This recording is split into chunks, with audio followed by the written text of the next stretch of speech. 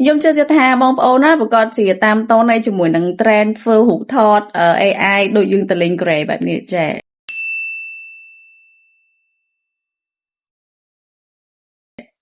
និយាយរួមទៅគឺថ្ងៃហ្នឹងខ្ញុំអស់អត់ផុតជាមួយនឹង trend ហ្នឹងមែនតើហ្មងបងប្អូនដំបូងគឺអត់ចង់ចាប់អារម្មណ៍ទេតែយូរៗគឺប្រៀបថាអស់អត់ផុតចឹងទៅទ្រាំបានគឺធ្វើការលេងដែរអញ្ចឹងថ្ងៃហ្នឹងចង់មកប្រាប់បងប្អូនពី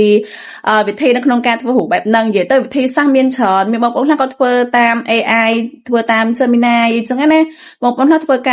តាម app Beauty Cam អីចឹងតែសម្រាប់ខ្ញុំធ្វើតាម CapCut និយាយទៅវារៀងលឿនហើយស្រួល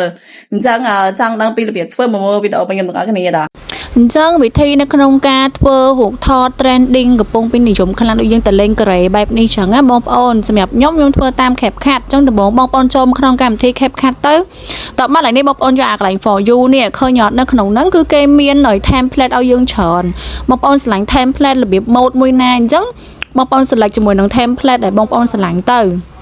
អញ្ចឹងដូចខ្ញុំ select យក template មួយនេះតមកកន្លែងនេះបងប្អូនចុច use AI template នេះចុចចូលកន្លែងហ្នឹងទៅហើយធ្វើការ add រូបយើងចូលអញ្ចឹងពេលដែល add រូបហើយបងប្អូនធ្វើការរងចាំបន្តិចទៅឲ្យវាដើរឲ្យចប់សិនអញ្ចឹងណាអញ្ចឹងបងប្អូនឲ្យវា loading បន្តិចសិនទៅពេលដែលវា loading ហើយបងប្អូននឹងទទួលបានជាមួយនឹងរូបភាពបែបហ្នឹងហើយបងប្អូនហ្នឹងហើយអញ្ចឹងនៅពេលដែល loading គ្រប់អស់អីអស់ទៅតាមនាទីរបស់វាដែលបានកំណត់នឹងហើយបន្តមកទៀតបងប្អូននឹងទទួលបានជាមួយនឹងនេះឃើញអត់ជាលក្ខណៈរូបភាពវីដេអូបែបហ្នឹងហើយអញ្ចឹងតែប៉ុណ្្នឹងហើយបងប្អូនអត់មានអីបបាក់អីបើសិនជាចង់ធ្វើអាចធ្វើបានហើយដូចខ្ញុំបញ្ជាក់អញ្ចឹងបងប្អូនពេលដែលត្រូវការវីដេអូនឹងយកមកបងប្អូនចុច export ហើយនេះដាក់ export without watermark តែប៉ុណ្្នឹងទេអរគុណបាយបាយជម្រាបលា